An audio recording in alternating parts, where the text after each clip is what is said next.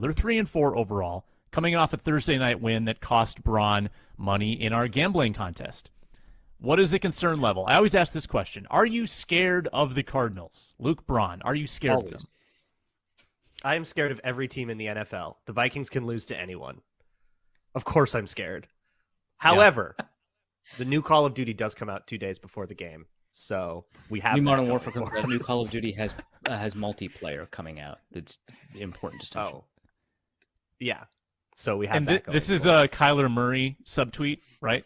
I'm not missing. Yes. Okay. This is why there was a homework clause in his contract, and also I think everybody in Arizona hates each other. I don't know. Things are weird over there, but that doesn't mean that we can't screw up 3 coverages and lose by 2 touchdowns. They need to listen to some Enya. Need is a strong word. It's a prescription. Team building. They need to play Modern Warfare. How often does a new Call of Duty come out? I feel like a new one just came out a few weeks ago or a few months ago, because that's what everybody. So a new Call of Duty came out a few weeks ago. They're opening up multiplayer right before the Vikings play the Cardinals, but also a new Modern Warfare is releasing this weekend as well. So those are different games, I'm told. Medal of Honor? Okay. I don't know. These are all shooters. I'm not a shooters guy. Okay. Tactically, what are the Cardinals doing well at this point? I look at the individual performers on their team, and other than Hopkins and his debut, I don't see a lot of great players any longer on that roster. It's just it's a different start to the season than it was a year ago when the Cardinals were the greatest thing since sliced bread. And Inman, it's hard to pinpoint exactly who you're really concerned about, other than, is Kyler Murray going to go off? Yeah, I'll be completely honest. I haven't watched enough Cardinals to really say who's sticking out on that team. Watched Thursday night on prime time. Isaiah Simmons, top 10 overall pick, finally made a play. Seems like he's been pretty disappointing up until this point. I go back to the quarterback-coach relationship. Kyler and Cliff just been at each other's throats all year. If nothing, highly entertaining for everybody else. Getting DeAndre Hopkins back, obviously that's going to help a lot moving forward. They added Robbie Anderson, a nice, number 3 or 4 for that offense. But I think Thursday night it was more about taking advantage of a backup quarterback, cashing in on those mistakes. They had 2 pick sixes. Then it really was elevating their play. I thought they took advantage of the mistakes, made him pay, put up 42 points. You remember the shootout, obviously, last year between them and the Vikes. So they can put up points. But defensively, I look at this game and you come out of the bye for the Vikings offense. This is a chance to, I think, really get your confidence, some momentum rolling. 25th in the league in points allowed, playing at home, hopefully made some adjustments during that bye. I'm with Luke. I'm not super confident about this one either. I'm worried any given week. Think this is going to be a close game, far from a gimme. But win or lose, I think I'll be most disappointed if we don't start seeing more consistency from this offense versus this Cardinals defense that's obviously, again, on paper, giving up a lot of production. If you want we need to have good some good confidence building content, Locked On Cardinals, Alex Clancy might be the biggest hater of his own team on the entire Locked On network. He's angry about anybody? Cliff Kingsbury constantly. It's amazing. Even the Falcons guy? I think the Falcons guy has just accepted what they are. Okay. He's accepted what they are. That changes things. Clancy wants heads to roll. I mean, so do I Falcons. gotta find the latest Bet Online odds on the next fired coach, because I get that email every week. But Kingsbury has got to be fairly high on that list. Maybe not in season, because I just think that their aspirations are still make the playoffs and make a run. And usually teams that have those aspirations don't fire the coach in season. But I think Kingsbury is super on the hot seat. I feel like he has even odds last time I checked. He's number 1. Oh, for wow. Sure, but it's okay. even odds to be next to be fired. That's what I remember. I don't have the Bet Online odds in front of me, but it's But even if it's not even, it's close to. He's the favorite. He's the next favorite now. Yeah, he's favorite, and then Panthers. And then the only other coach that's remotely close to him is Nathaniel Hackett, which also that makes sense. So October 5th. October 5th. How about Josh McDaniels? Where's he at? You think he's? I got him. Won against Houston, but go ahead. So 3 weeks ago, 3 games ago, Matt Rule was 1-2, like minus money on Matt Rule. He got fired. Mm-hmm. Nathaniel Hackett was next at 6-1, and I think that case is already strengthened. Like he's probably down to 4-1, 3-1. Cliff Kingsbury was number 3 at the time. Now he'd be number 2 at 15-2. Josh McDaniels 12-1 at the time. I don't know the updated totals. Yeah, interesting. Kevin O'Connell not on the list. Imagine that. So, top 10 quarterback conversation. Who is more likely, I guess, who is closer to being a top 10 quarterback in your eyes? Kirk Cousins or Kyler Murray? Luke Braun. Probably Kirk. Kyler Murray is like not having a great year, right? Like, well, neither is Kirk, but Kirk's winning. So I have not looked. I feel like Kirk's having like an okay year, and Kyler Murray's having a like what's going on kind of year. But I haven't looked at a quarterback ranking all year, and I'm pretty proud of that. So I'm going to defer this one to Arif, who writes them. Yeah, I'm with Luke. I don't know Kyler's stats as well as probably Arif's going to rip out a bunch of great stats, but just seeing what we've seen over these first 7 weeks, it feels like Kyler's just the Cardinals in general. Again, that quarterback-coach relationship, him and Cliff, have just been an absolute disaster so far. Kirk, not great by any means, but at least he's winning games in the process.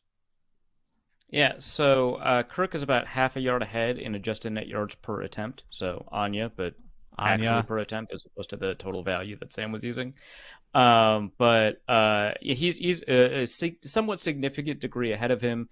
The other thing is that Kyler Murray's performances are probably worse than some of his statistics indicate because he is benefiting a little bit more from dropped interceptions. He's getting a little bit more credit for big-time throws, whereas Kirk's big-time throws are not necessarily always converting into big plays. And so there's a little bit more meat on the bone for Kirk Cousins to play a little bit better and a little bit less for Kyler Murray to have tolerance. In terms of like on-field play, Kirk Cousins is a less limited passer. Obviously, Kyler Murray has all kinds of athleticism. He can do more things, but as a passer, Kirk Cousins can do quite a bit more, like throw over the middle of the field and have at least some semblance of consistent accuracy. And so Cousins is closer to being a top 10 quarterback right now. But here's the thing. If you asked me to pick a quarterback in a playoff game and you didn't know who the opponent was, all you knew is that they were a playoff opponent. Let's say it's not this year where there are no good teams. Let's say it's last year where there's a good chance you'll hit a good team in the playoffs. And you're up against a good team and you know that there's a high likelihood that there's going to be a good quarterback. And your goal was to have the best quarterback on the field. I would rather have Kyler Murray because his ceiling is higher and his volatility is such that you can end up with a better performance. On average, Kirk Cousins is going to give you a much better performance than Kyler Murray. But in terms of the ceiling and the peak and embracing the volatility of being an underdog, you probably want Murray because I think a lot of these problems are actually Cliff Kingsbury problems, not Kyler Murray problems. So Kirk has good games. Kyler has great games, just not as many. Definitely not as many, especially this year. A little piece of this that feels kind of Eagles-like, though, and not to say that the Cardinals are the Eagles, but against this soft secondary, that the speed of Moore, DeAndre Hopkins catches everything. Robbie Anderson, don't really know how they're going to deploy him. I'm not a huge Robbie Anderson guy, but there are enough weapons and a mobile enough quarterback that could it go pear-shaped the way that Philadelphia went? That, I guess, would be my concern. Robbie Anderson got clamped by rookie Cameron Dantzler. I refuse to respect him. His name is Sun God, and you will respect him. No. They're both nicknamed Sun God, okay? But for different reasons. Oh. But I know who wins that, then. But 2 enter, 1 leave. The thing about the volumetric statistics for the Cardinals is they don't take into account DeAndre Hopkins for most of the year. He's only played 1 game and it was on a short week. They don't take into account Robbie Anderson.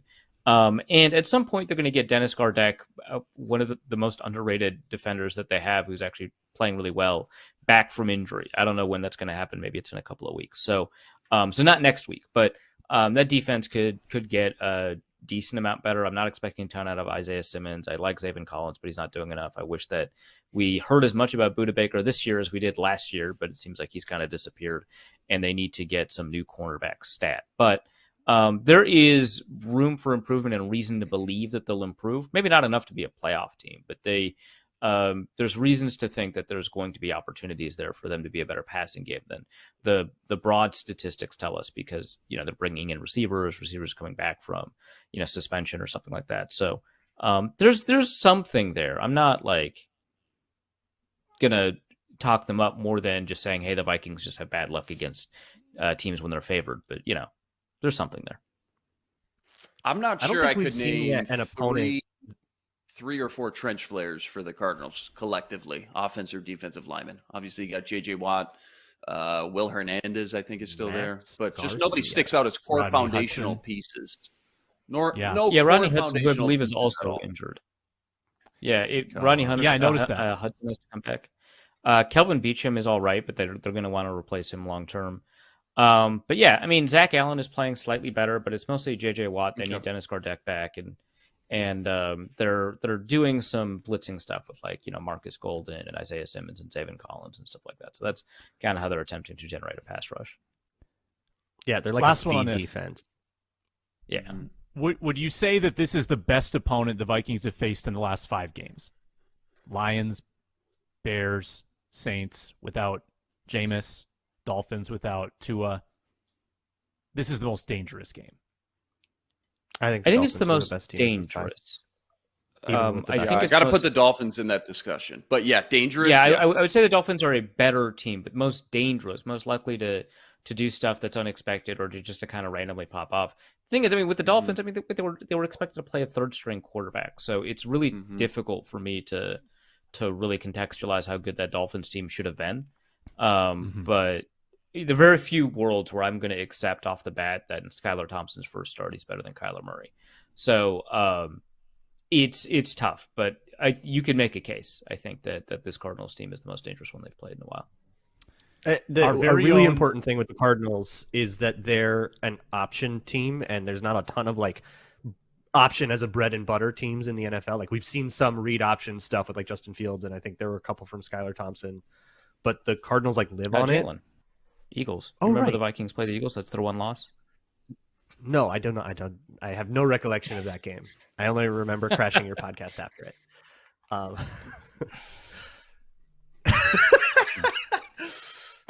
right. Well, yeah, then maybe that can go belly up. They did real bad against the option the first time. They got to fix Reef's that. Just salty expressions make this show. That's why I get up on Monday mornings. Great.